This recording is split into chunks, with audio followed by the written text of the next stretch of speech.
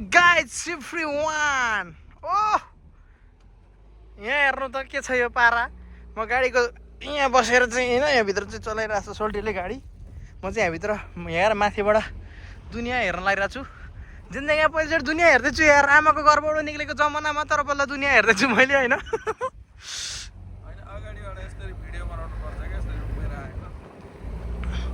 टक्क लाएर हिँड्दैछु म कता कता लैजान्छु थाहा ल हेर्नु हो डाँडा पाहाड महाकसम यो ठाउँमा हरियाली हुन्थ्यो पानीको पोखरीहरू हुन्थ्यो भने कस्तो रमाइलो हुन्थ्यो होला होइन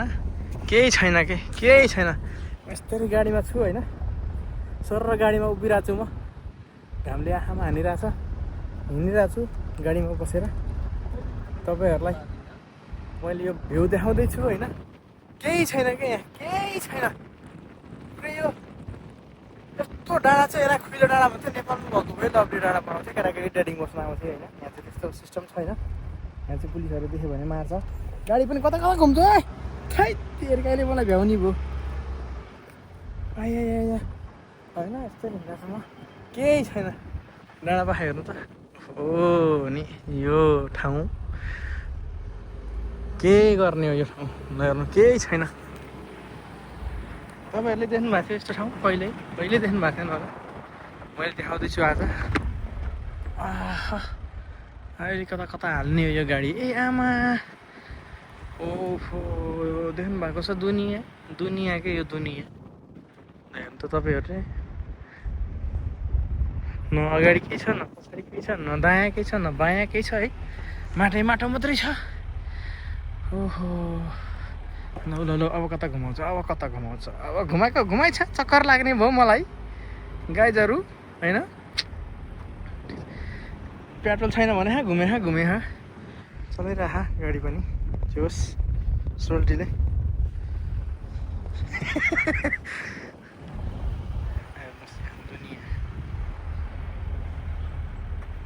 यस्ता ठाउँमा आइपुग्छु क्या म जिन्दगी यहाँ खपरा लेखेर लिएर आएको है यसरी हिँड्नको लागि सर घुम्नुपर्छ क्या यसरी जिन्दगी यहाँ कहिले काहीँ घुम्नुपर्छ होइन घामले चाहिँ पोल्यो होइन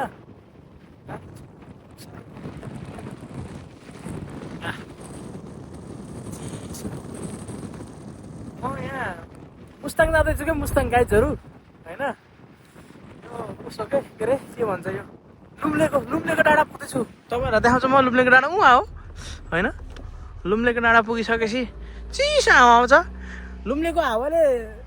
मन छुन्छ भने गीत सुन्नुभयो होला नि तपाईँले हावा चल्यो लुम्लेको के अरे मनै छोयो लुम्लेको हावाले के हो बिर्स्यो मैले होइन म त्यति साह्रो धेरै दिमाग भएको मान्छे त होइन म भुलकाँड हो खासै कुराहरू म सम्झिन्न क्या म सम्झिने भनेको बिहान बेलुकी 2 थाल भात खाना मात्रै हो अरू केही पनि सम्झिन्न गाइजहरू होइन अनि कहिले काहीँ यसो राम्रो जस्तो भ्यू देख्यो भने चाहिँ भिडियो बनाउनु चाहिँ मोबाइल झिकिहाल्छु म भनेको यो सिनहरू जस्तै अब ठाउँहरू राम्रो ठाउँ नराम्रो ठाउँ चाहिँ जस्तो भए पनि आफू जस्तो सुके कुच्चेकै भट्टु जस्तो भए पनि हो बोल्न दिएन हावाले मलाई मार बा मलाई मार ओहो होइन क्यामेरा ओपन गरेर फोटो खिच्न र भिडियो बनाउनु त म फेरि यता माहिर छु नि अन्त ट्यालेन्ट हो सम्झिने भनेको यही हो जिन्दगीमा अरू केही पनि सम्झिन्न घर परिवार दायाँ बायाँ दुनियाँ दिवाना केही सम्झिन्न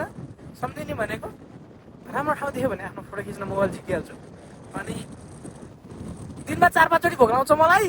खानालाई सम्झिन्छु फेरि गाइजहरू यस्तो ल हेर्नुहोस् तपाईँहरू भ्यू देखिरहनु भएको छ होइन हो त्यहाँ चाहिँ डेटिङ बस्ने ठाउँ हो उता डाँडातिर पनि छ कस्तो राम्रो छ क्या तपाईँहरूलाई के कस्तो लाग्छ भिडियो हेर्नु होइन हो मलाई बोल्न दिएन फेरि मुखै बन्द गरिदियो यहाँ कस्तो लाग्छ त्यस्तो प्रतिक्रिया चाहिँ भिडियोमा हेरिसकेपछि कमेन्ट चाहिँ गर्न नबिर्सनु होला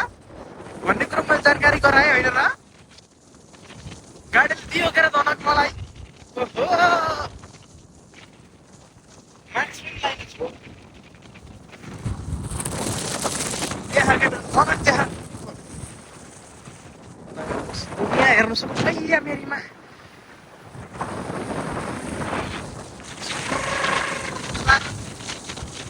हावाले हानो मलाई हावाले हान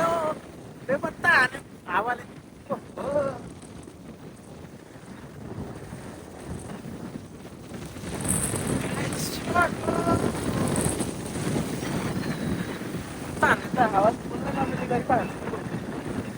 सासै रोक्दैला यार। मैले भिडियो बनाउँदा म सेट भएँ भने केटाकेटी हो साथीहरूसँग गाडीभित्र उनीहरूले भिडियो पोस्ट गरिदिन्छन्। कमेन्ट चाहिँ अच्छा अच्छा गर है। अरू को त्यस्तो हेर, अब डाँडा काँडा हेर, डाँडा काँडा बाटो गनी नसक्नु छ। यो सबै बाटो गाडी हिँड्ने। ओहो नि जिन्दगी मेरो आँखा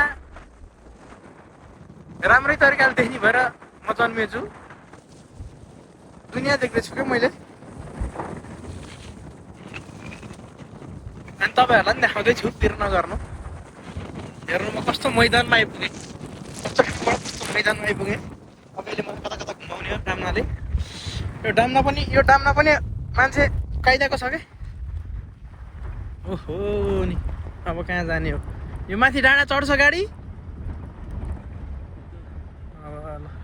हेर्नुहोस् यस्तो ठाउँमा छु म। ओहो हैट ल गाइज म यस्तो ठाउँमा आएको छु। सरर लाएर हेर्नु होला है त।